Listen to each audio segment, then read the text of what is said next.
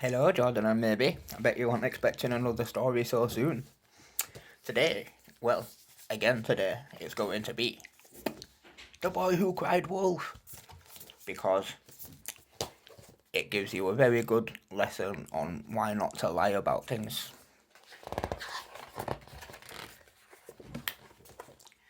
There was once a shepherd boy called George who tended his sheep on the hilly slopes just outside of his town. He worked all day by himself and often got lonely and bored with just his flock for company. Bah, bah, all these sheep. Don't think he's Welsh though. George tried to find ways to keep himself busy. He got the sheep to jump over a stile and counted them one by one, but this just made him sleepy. He even gave them funny hairstyles, but the sheep weren't impressed. Bah! There he is trying to count sheep.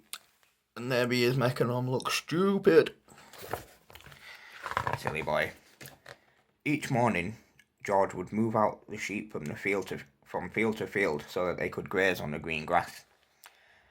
But it was boring to watch them eat all day long. He was fed up of having to rescue the silly sheep from hedges and ditches.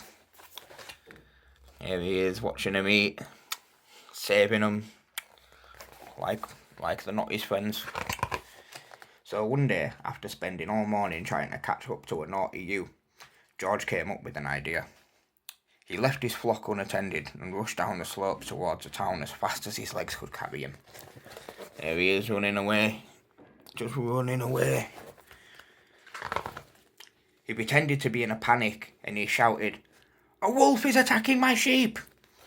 The townspeople jumped up and ran with George to get back to his flock. They soon realised, however, that there was no wolf, and they returned to the town grumbling. There he is, lying to everyone. And obviously there's no wolf because none of the sheep have been eaten. George went back to his duties for the next few days, but the weather was cold and wet. He didn't enjoy being out in the rain at all, and he started to think about trying his trick again. There he is, just getting bored and wound up. So the sheep chilling.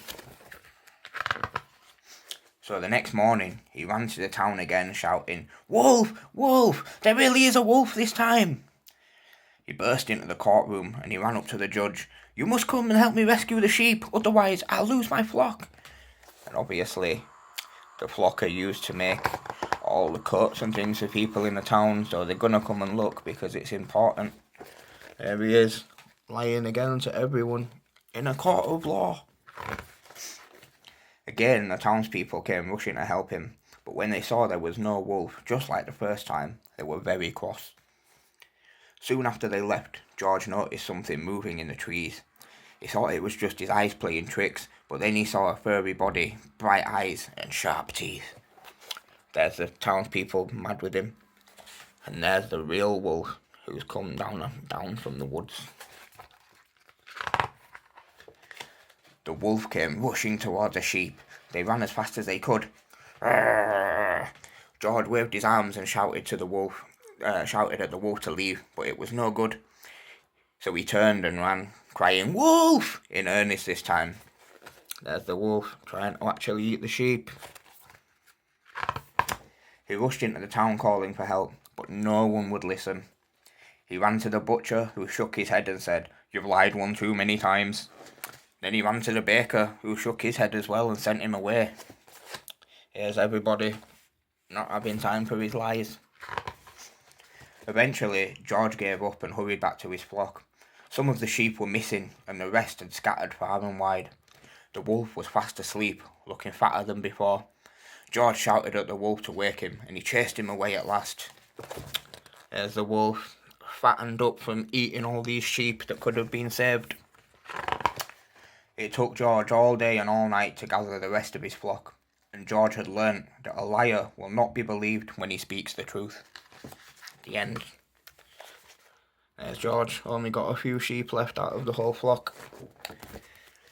You should never lie to people, because when you end up having to tell them something serious and you're telling them the truth, they won't believe what you're saying, and that's very stressful as well. Like, you don't want that. So always be good and truthful.